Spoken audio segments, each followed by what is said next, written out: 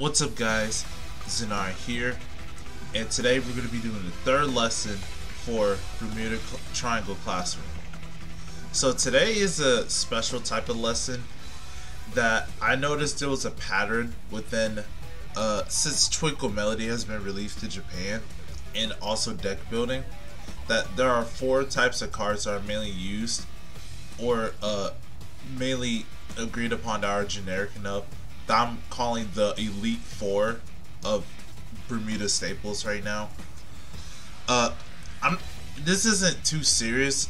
These are just 4 cards that work really well with each other and can pretty much fit into almost any deck and help its consistency in game plan a lot easier.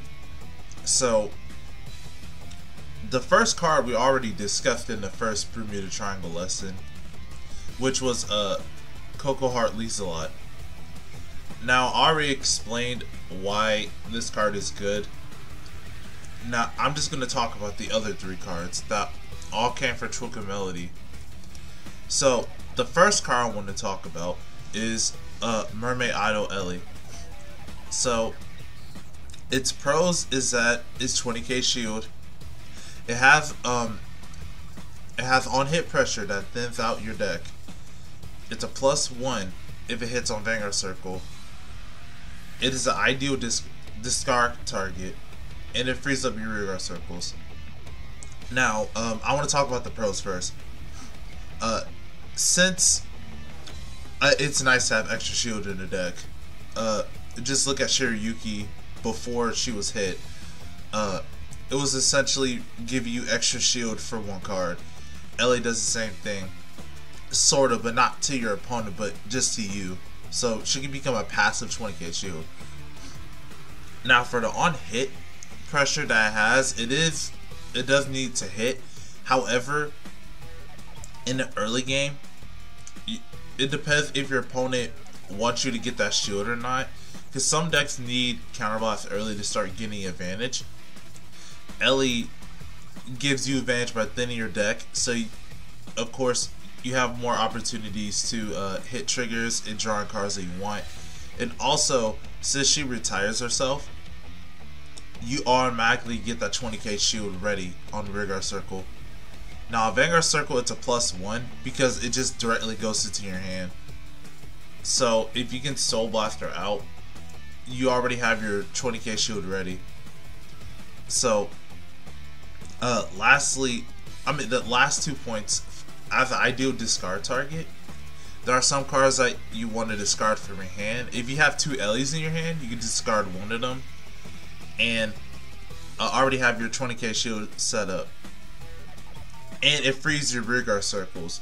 So if in the future, if Bermuda gets calling from the deck, that is better than Anja at the moment. You have an open rear guard circle after if it hits the Vanguard, so you can call it a card to that circle. And it's only 2 cons is that it only has 8k power and it needs to hit or boost that hits a Vanguard. So it's going to be vanilla in the early game for power, but the on hit pressure, where a lot of decks right now, other than maybe Morokumo, doesn't have that early game presence. So most decks wants to keep their important pieces in their hand and save them for later on turns to when they're on grade 3 or greater. So now the next card I want to talk about is Top Idol Aqua. So her pros is that she can make 20k lanes easily, thanks to her continuous skill. She allows hand filtering. She allows you to reuse your units on play skills. It's mostly costless due to her auto ability needing you to discard, but you draw a card. So again, you're filtering, you're drawing cards, and you're getting it's mostly free, like I said. And it allows you to return normal units to hand. So let's talk about the cons right quick. It's only restricted to normal units, so you can't return triggers. and it's a hard one to turn, so you can only use it once. But regardless of her cons, Aqua allows your grade 2 or grade 1 turns, if you call leaves a lot, to be more pressuring, since you make lanes more bigger in the early game. For the hand filtering, like I said, if you have 2 Ellies or you want to discard Ellie for a cost later, if you draw into her later, you can just put Ellie in a drop zone. If you draw Ellie like your next turn, oh look, I got 20k shield, it starts cycling her back and repeating the process. Also, she allows you to put your grade 3s or other cards you don't want in your hand to the drop zone, and use cards like Cisco or Stasia to draw or get extra benefits for you. Now her third pro is to reuse on play skills. Like I said, Bermuda has some pretty okay on play skills, or some strong ones sometimes. Like leaves a lot. Sometimes you want to reuse them, and Aqua allows you to do that. And yeah, that's pretty much it. I think the main thing why Aqua is like really played is because she is a good beater, so she can make a minimum of 20k, since the lowest power card you could call is a 5k. A 5k trigger unit, and she allows you to bounce back your cards like leaves a lot or any other cards you want to reuse on place, and just to get a nice early game started. Imagine Aqua and Ellie in the same lane. That is 23k. If your opponent's on grade 1, they're not going to be able to well, they could use more shield to guard it, but that's over 15k shield they have to guard for, which, depending on the player in their hand, they could just throw down a heal trigger, or they'll just take the hit and you get your 20k shield. Your board is sort of cleared and you're set for defense for next turns. So the last card I wanted to talk about for Twinkle Melody is Mermaid Idol Senna. So you might not think this is a very important unit, but with the other 3 cards, it makes the package of all 4 of them really well.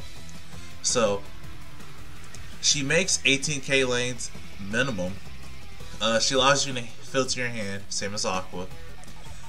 She searches for grade 3s. She shuffles your deck. It's possible hand filter. It is not once a turn.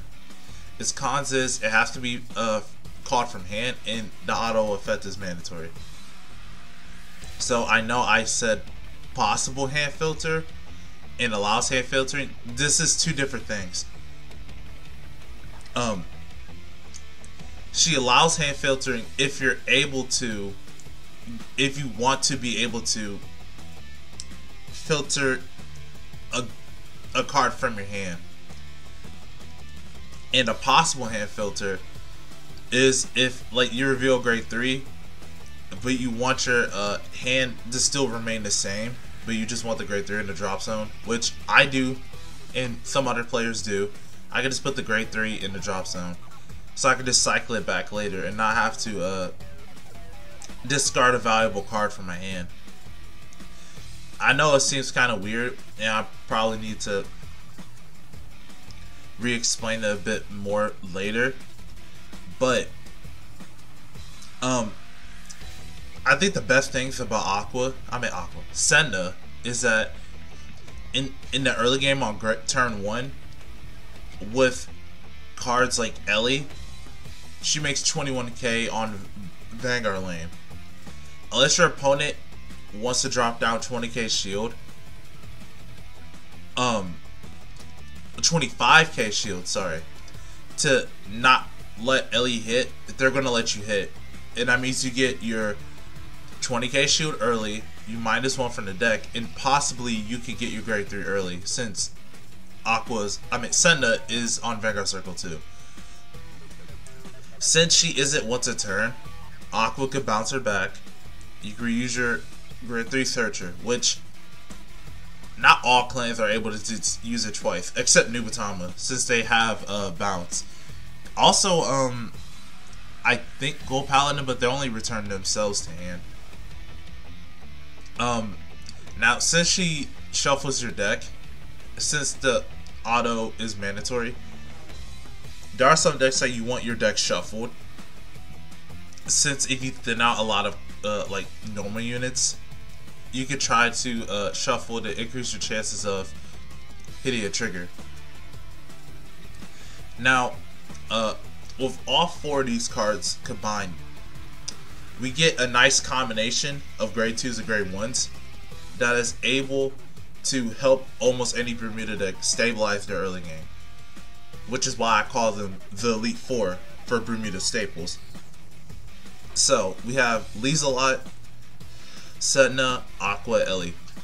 So the pros of all 4 of them: they allow you to maintain advantage both in hand and board.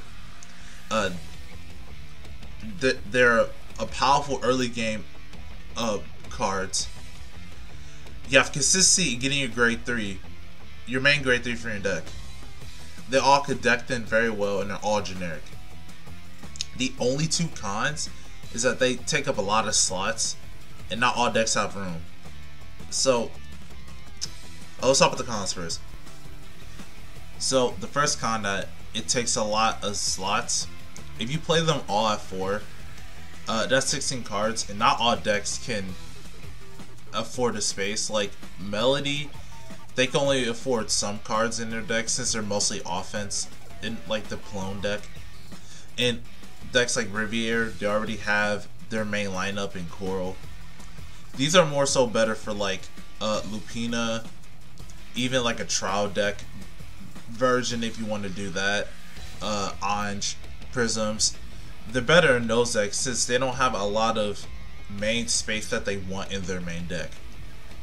So those are the only 2 cons, which I wish they could or have some combination of these cards. They are very powerful, but not all Bermuda decks need this game plan. Now, the pros. Let's talk about the first one. Allows you to maintain advantage both in hand and board. So Lizelot handles the board. You can call units early. You can call her on grade 1. And it helps with your early game because you don't have to call an extra card. You can call cards that are above your grade due to Lizelot. Just randomly checking the top card of your deck and calling like a grade 3 or grade 2. So you save hand. And Aqua can also reuse Lizelot to gain slight hand advantage and board advantage over time if you ride her on your grade 2 turn. Senna allows you to get slight advantage due to you pressuring your opponent for hitting higher numbers early game. Sure, there are other clans that can do that, like turn 1, like Sisyphus from Royal Paladin and some other cards, but any specific additions, while Senna's is very easy, you just need a unit in the same column, which Lizelot can easily fulfill, or you having Ellie in your hand. Now, if you can't fulfill the condition, it's okay. But if you do, you get that extra pressure, it make your opponent take that hit. Every hit counts with these 4 cards. Like I said, Aqua reuses Lizelot, and you can use her again to get more board, or to get more soul if you want to. And Ellie creates advantage by, if you have to ride her on a Vanguard Circle, she's a +1 if it hits. On Rearguard Circle, with a Senna or an Aqua, that's a 23 or 21k lane that your opponent has to either let hit or call a trigger shield over 10 or 15k to prevent you from getting that 20k shield, deck filtering, and you're starting your Ellie cycles. So powerful early game. Like I said, all 4 of these could work on grade 2 and grade 1. With some luck and some draws that you get, you can have a very powerful and explosive early game. that your opponent has to deal with, and they have to think about what cards they're going to guard with, what cards do they want you to get in the form of Ellie. Like, do they want you to get that advantage? They'll have to sacrifice shield to prevent you to get that. Some decks, like Lupina, can plus from board and search Aqua out and just give back Ellie, so they don't really lose value from that, from calling down Ellie early. And like the top decks right now, which is Gurgit, does have retire, so Ellie's just on the board and you can just return to your hand from Aqua. You don't really lose much. Now consistency, you get to your main grade 3. Now Lieselot has a chance of getting the grade 3 you want, and you have Aqua, you can just bounce the main grade 3 back. I know it's a little luck sacky, but that's just one of the ways. Another way is that, of course, you can call Senna a Rigor Circle. Look at the top 5. You didn't hit anything, that's okay. Your next turn, you ride Aqua, get back Senna, reuse Senna again. If you hit it, great. If not, try again. So the combination of Aqua, Lieselot, and Senna allows you to get more consistency getting your main grade 3. So the deck thins very well. So like I said, Ellie thins herself out. Lieselot can possibly thin out normal units that you want. Senna thins out grade 3s, and Aqua can allow you to reuse Lieselot as Senna for those uses. So the only downside of using with Lieselot is that sometimes you can call triggers, which is just going to happen for the deck. I mean for the card. So you just have to be very careful, or just get lucky and not get any triggers. And lastly, they're all very generic. They don't require you to have a specific Vanguard, a certain condition other than having a unit in the same lane or just hitting. Because like I said, all 4 of them together allows you to create that early game that allows them to work together. And since they're all very generic, like I said, they can pretty much go into any deck, and they don't have anything tied to bosses, like specific main units. Lieselot has been reprinted so many times. Ellie is only an RR, but I still think that she's very important for decks to at least try her, because Bermuda doesn't gain a lot of advantage outside of just being rush oriented heavy, or just having a powerful grade 3 turn, or like late game in the form of like Melody or Lupina. So like I think Ellie is important to have that early game defense, so you can survive your opponent's grade 3 turn and survive on your grade 3 turn. There are so many times where Ellie has saved me from losing a game because I had that extra 10k shield in hand, and that's only due to me having the early game from the other 3 in order for me to achieve Ellie's 20k shield.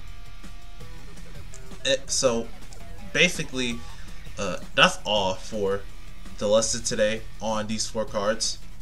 I hope you guys enjoyed the video. If you like it, please join my Discord, subscribe, like, and comment. It helps the channel out. And if you enjoyed it, I'm glad. I like making these videos about it, and I like making this form and style of video for you guys. So with that out of the way, I'm Zenarion, and I'm signing off.